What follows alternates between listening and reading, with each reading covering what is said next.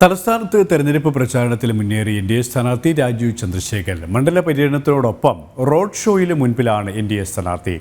നരേന്ദ്രമോദി വികസനങ്ങൾ തലസ്ഥാനത്തേക്ക് എത്തിക്കുമെന്നും നിയോഗമാണ് സ്ഥാനാർത്ഥിത്വമെന്നും രാജീവ് ചന്ദ്രശേഖർ ആവർത്തിച്ചു.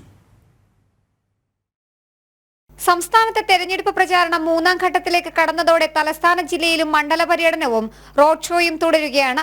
ഇടത് വലത് മുന്നണികൾക്ക് വെല്ലുവിളിയായി തിരുവനന്തപുരത്തെ എൻ.ഡി.എ സ്ഥാനാർത്ഥിയുടെ മണ്ഡല പര്യടനവും റോഡ് ഷോയും തുടരുന്നു.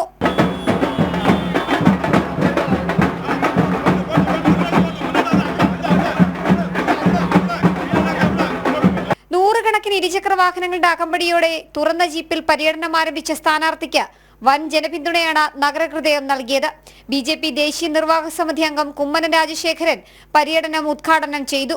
തലസ്ഥാനത്ത് മാറ്റം അനിവാര്യമാണെന്നും വികസനം എത്താത്ത തിരുവനന്തപുരത്ത് ഈ തെരഞ്ഞെടുപ്പിലൂടെ മാറ്റമുണ്ടാകുമെന്നും അദ്ദേഹം പറഞ്ഞു. മുഖ്യമന്ത്രിയും പ്രതിപക്ഷ നേതാവും അടിസ്ഥാനമില്ലാത്ത കാര്യം പറയുകയാണെന്നും കുമ്മനം രാജശേഖരൻ കുറ്റപ്പെടുത്തി. നമ്മുടെ കേരള രാഷ്ട്രീയത്തിൽ മാറ്റമുണ്ടാകണമെങ്കിൽ നാളിതുവരെ കണ്ടിരുന്ന എല്ലാ സംവിധാനങ്ങളെയും സാഹചര്യങ്ങളെയും മാറ്റിമറിക്കണം.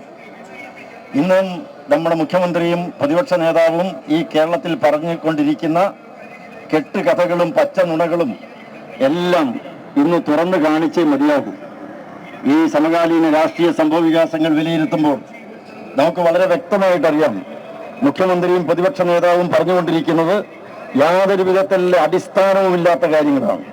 അവരിന്ന് പറഞ്ഞുകൊണ്ടിരിക്കുന്നതൊക്കെ ജനങ്ങളെ തെറ്റിദ്ധരിപ്പിക്കാൻ വേണ്ടിയാണ്. കഴിഞ്ഞ കാലങ്ങളിൽ തലസ്ഥാനത്തെത്താത്ത വികസനം തന്നിലൂടെ തിരുവനന്തപുരത്ത് എത്തിക്കുമെന്ന് രാജീവ് ചന്ദ്രശേഖറും ആവർത്തിച്ചു. ഇവിടെ ഞാൻ ആദ്യം കരുതിയത് ഇതൊരു മത്സരമായിട്ടാണ് ഞാൻ കരുതിയത്. ഇന്ന് തിരുവനന്തപുരത്തിനെ മുമ്പോട്ട് കൊണ്ടുപോകാനും തിരുവനന്തപുരത്തിന് ഒരു മാറ്റം കൊണ്ടുവരാൻ എന്റെ ഒരു നിയോഗമാണ് ബി.ജെ.പിന്റെ നരേന്ദ്രമോദിജിന്റെ ഒരു നിയോഗമായിട്ട് മാറിയിട്ടുണ്ട്. പരമാവധി ജനങ്ങളെ നേരിൽ കാണാനും ജനങ്ങളുടെ അനുഗ്രഹാശീർവാദം ഏറ്റുവാങ്ങാനുമുള്ള എൻ.ഡി.എ സ്ഥാനാർത്ഥി രാജീവ് ചന്ദ്രശേഖറിന്റെ പര്യടനം മൂന്നാം ഘട്ടത്തിലേക്ക് കടക്കുകയായിരുന്നു. യുവതി യുവാക്കളെ നേരിൽ കണ്ട് നരേന്ദ്രമോദിയുടെ വികസന പദ്ധതികൾ നേരിട്ട് ബോധ്യപ്പെടുത്തിയ സ്ഥാനാർത്ഥി നാടും നഗരവും തീരവും സന്ദർശിച്ച ശേഷമാണ് സ്വീകരണ പര്യടനം തുടരുന്നത്. ജനം, തിരുവനന്തപുരം.